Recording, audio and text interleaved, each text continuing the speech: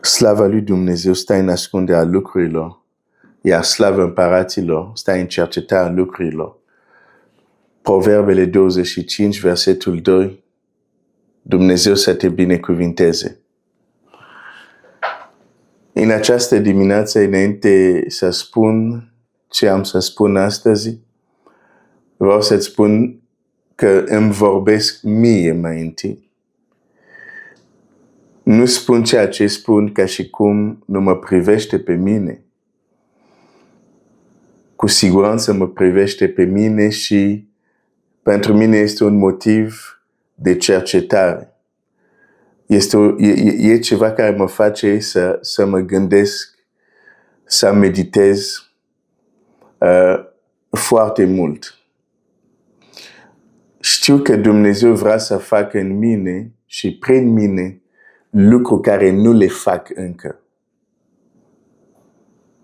Asta e personal. Acum, pentru tine nu știu. Dar gândește-te la această frază. Dumnezeu vrea să facă în mine și prin mine lucruri care încă nu le fac.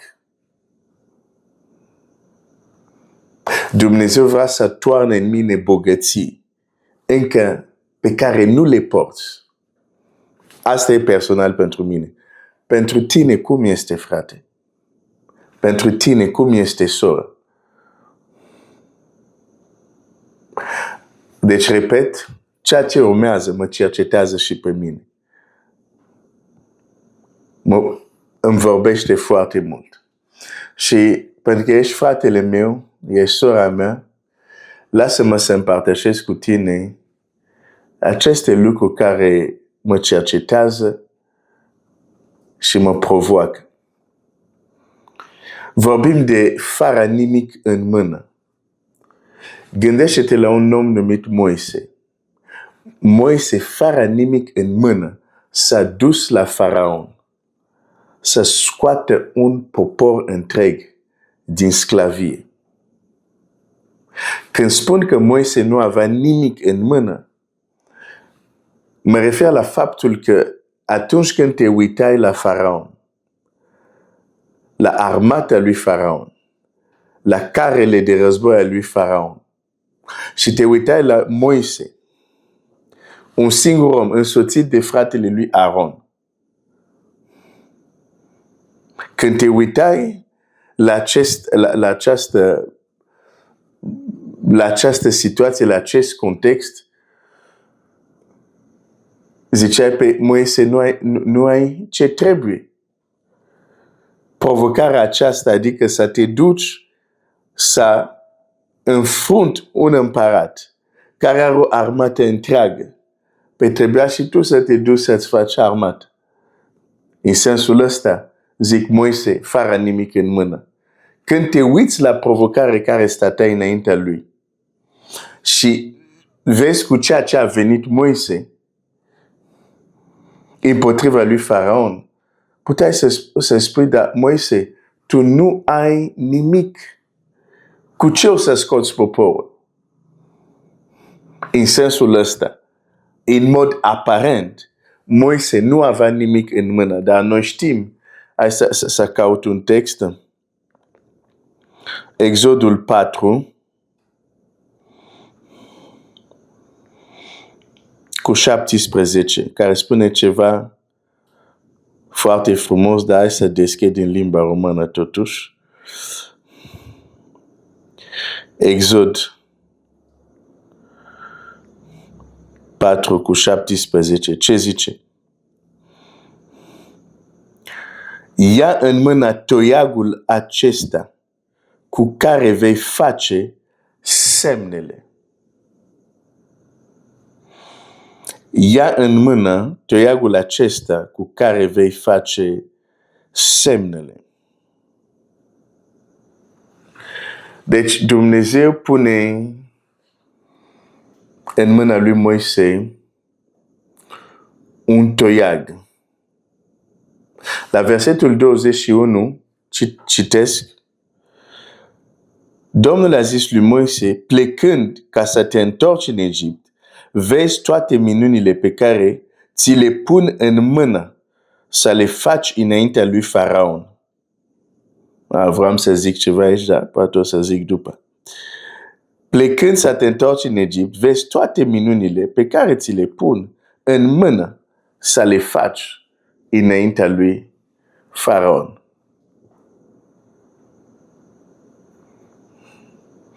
Vreau doar să spun repede o paranteză. Ai remarcat că Domnul Iisus, Mântuitorul nostru, a făcut cele mai multe minuni, nu în sinagogă. Ai. Nu zic că nu face în sinagogă. Dar a făcut cei mai mult când ucenici și el, dar și ucenici, când au fost trimiși. Până o să fim lipiți de băncile bisericii și nu ne vom ridica să mergem afară. Ascultă, nu putem experimenta puterea lui Dumnezeu cum ar trebui. Pentru că suntem total afară din conceptul în care Dumnezeu... De ce zic asta? Dumnezeu zice, iată pun în tine semnele. Te duci, pun în mâna ta semnele. De-aia le pun, pentru că te duci undeva. Nu că stai pe loc. Ca și comunitate, dacă vrem să experimentăm puterea lui Dumnezeu ca și individ, va trebui să ascultăm de mergeți și faceți ucenici. De aceea se pun semnele. Ok, am închis paranteză. Ok. Deci, îi spune pun în mâna ta semnele. Și totuși, când Moise se prezintă înaintea lui Faraon, ai văzut cum Faraon i-a vorbit? Cine este Domnul ca să ascult de el? Adică se uita la Moise, zici, bietul, săracul, cioban.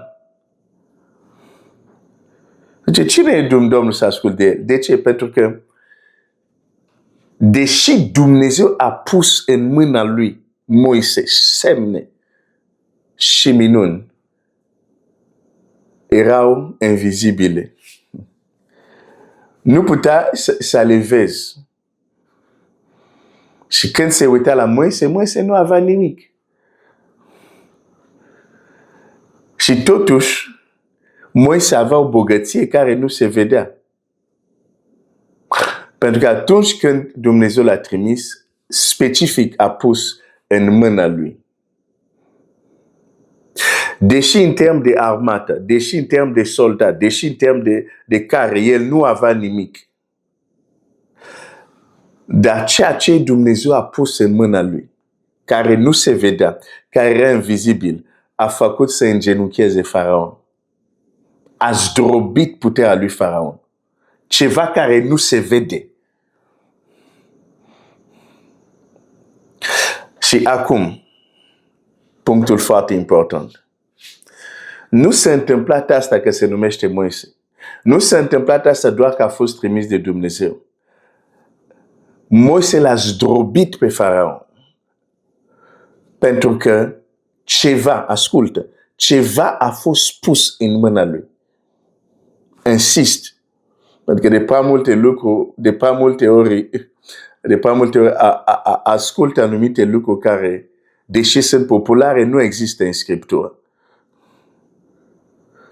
Moise nu l-a învins pe Faraon că se numea Moise. Nu l-a învins pe Faraon că era din poporul lui Dumnezeu. De ce nu s-a dus altul? L-a învins pe Faraon pentru că purta ceva invizibil, dar foarte tangibil. Și noi vrem să învingem adversitate și refuzăm să purtăm ceva. Asta este problema noastră. Refuzăm acel aur curățit și credem că o să învingem. Refuzăm acel aur curățit. Când Domnul Iisus spune la biserica din Laodicea, nu știi că ești orb, gol, te sfătuiesc să cumpăr de la mine aur curățit. Refuzăm să purtăm asta și rezultatele vorbesc de la sine. Doar dacă facem politica strutului și ne bagăm capul în nisip. Altfel, dacă scoatem capul din nisip, rezultatele vorbesc de la sine. Uneori trebuie să scoatem capul din nisip numit cultura religioasă. Uneori trebuie să scoatem capul din nisip numit, asta nu mă duc acolo, puncte, ai înțeles. Și credem că o să învingem, dar rezultatele vorbesc de la sine.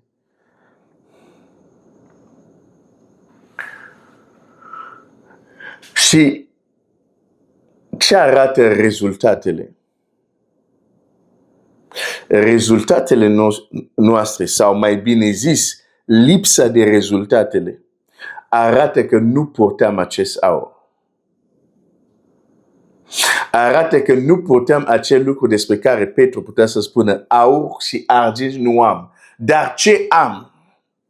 Și fii atent, și insist, o să mai zic asta, chiar dacă unii se supără, Petru a zis ce am, nu a zis ce este în cer. Deși ce avea cu siguranță vine din cer, cu siguranță vine de la Dumnezeu, dar nu mai era acolo, era la el. Ceea ce am. El purta ceva și era conștient că purta ceva.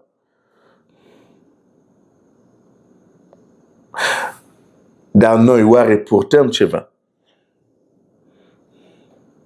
În loc să mergem la Domnul Iisus, să zicem, Doamne, suntem săraci, îmbogățește-ne.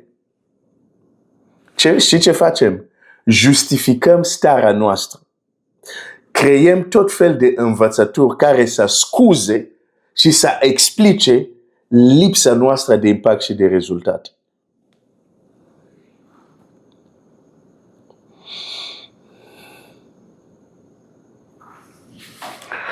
Ceea ce spun știu că nu e plăcut de auzit. Dar uite-te în jurul tău. Uite-te în jurul tău. Uite-te în jurul tău și Dumnezeu să-ți deschide ochii. Că uneori ceea ce este în jurul tău ești așa obișnuit cu el că nu vezi ce trebuie să vezi. Cercetarea mea să mă întorc la Dumnezeu cu asta a început. Eram într-un locaș de închinare. Eram într-un loc religios. Unde totdeauna m-am dus de când eram mic. Dar în acea zi m-am uitat în jur și ochii mei s-au deschis. Și am văzut ce totdeauna a fost acolo și nu am văzut. Uite-te în jur. Domnul să-ți deschide ochii. Nu mergem la El să ne îmbogățească, dar creăm scuze. Da? Scuze. Bine, sunt religioase scuze. Dar o scuză nu este justificată pentru că este religioasă. Înțelegi? Un om cum este Saul poate să spună, când i s-a zis, dar nu trebuia să-i omor toate animale. Samuel întreabă, ce este cu sunetul animal care l-aud? Și el zice, l-am cruțat ca să jertfim Dumnezeului tău. Era o scuză religioasă, dar nu i-a mers. Tu crezi că scuzele noastre religioase o să ne meargă înaintea lui Dumnezeu? Eu întreba.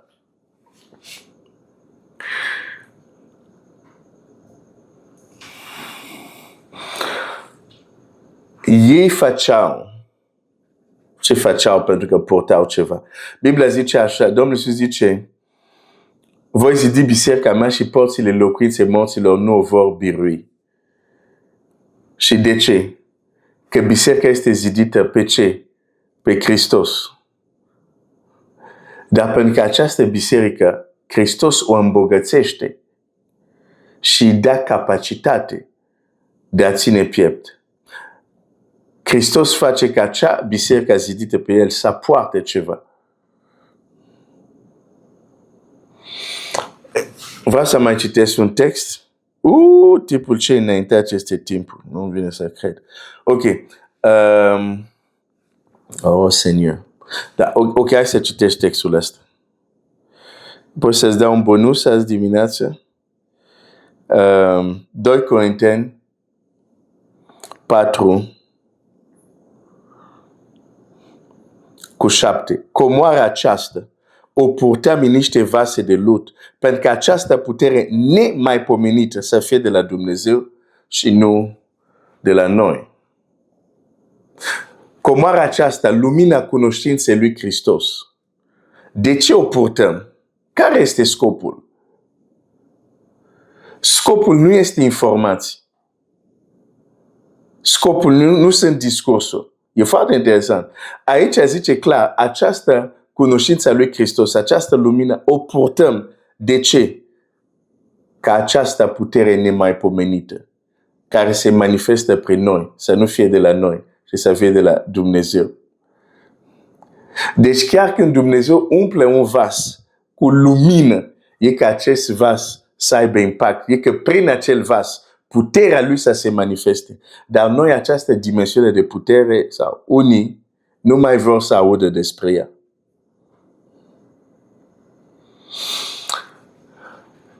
Și hai să mă îndrept spre încheiere. Aș vrea să închei cu o întrebare. Când oare Faraon și-a dat seama că Moise purta ceva? Nu când a venit și a vorbit. Când s-a manifestat acea putere nemaipomenită. Când leul care a venit împotriva lui Samson, fără să aibă ceva în mâna Samson, când leul și-a dat seama că omul ăsta poartă ceva, când Samson l-a sfârșit. Ok, dar acum aș vrea să pun această întrebare. De asta nu o să mă opresc aici. Întrebarea asta este foarte importantă. Nu cumva e doar o întrebare. Da, respiră, e doar o întrebare. Nu cumva, când suntem împotriva tot ce înseamnă manifestarea supranaturalului, pentru că am văzut mulți copii al lui Dumnezeu care sunt deschis împotriva. Da? Deschis împotriva. Deci, nu cumva această împotrivire este și un mod să ascundem faptul că suntem goi și fără nimic. Oare nu este ca să nu se vadă că nu purtăm ceea ce pretindem că purtăm? Pentru că vorbim de anumite lucruri invizibile, dar până nu ne confruntăm cu leul, până nu ne confruntăm cu Samson, cu Faraon și armatele, până nu ne confruntăm cu Goliat și să se manifeste o putere nemaipomenită, deocamdată nu se știe, nu se vede că acea putere este acolo. Nu o să-ți dau răspunsul, dar oare nu cumva, cum am auzit această predică, nu cumva încercam să ascundem goliciunea noastră? Știi că de Adam a păcătuit, s-a dus, a căutat frunze și a încercat să ascunde goliciunea lui. Ești orb, ticălos și sărac, orb, ticălos și gol. Dar zice la biserica din Laodicea, nu cumva că noi suntem împotriva tot ce înseamnă manifestarea de putere, este un mod de a ascunde starea noastră adevărată. Și anume, nu purtăm ceea ce ar trebui să purtăm. Pentru că lucrurile despre care vorbim, când un om poartă asta, se vede. De aceea Nicodim poate să se ducă la Domnul Iisus, zice, colegii mei, da, în timpul zilei suntem adversarii tăi, că era un fariseu, nu? Dar, Nicodim zice, știm, unii dintre noi nu suntem proști.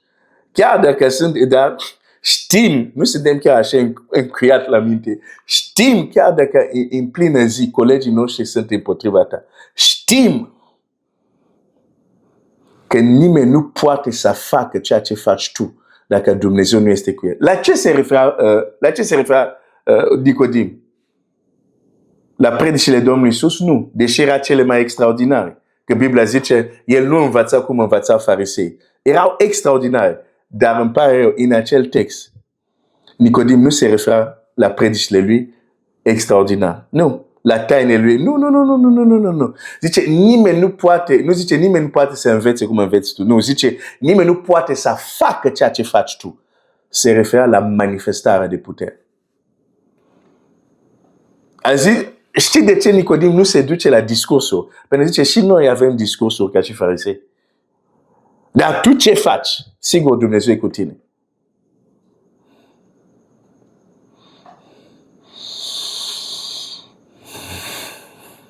Este o întrebare. Și mai adaug o altă întrebare și închei. Oare când în jurul nostru oameni sunt apăsați, robiți, legați și nu vorbesc mai întâi de cei de afară, vorbesc de cei dinăuntru. Și pentru eliberarea lor trebuie manifestarea acestei puteri nemaipomenite. Și noi ne ridicăm și avem tot fel de teorii că nu e important, nu avem nevoie de ele, a fost pentru atunci. Oare în această stare suntem placutul lui Dumnezeu? Oare în această stare împlinim voia Domnului Iisus? Care în Scriptura este clar. Vrea că cei robiți să fie liberați, cei bolnavi să fie vindecați. Doar să fi citit altceva în Evanghelie să-mi spui. Dar eu asta citesc acolo. Ok. Te las cu aceste întrebări. Dumnezeu să te binecuvinteze.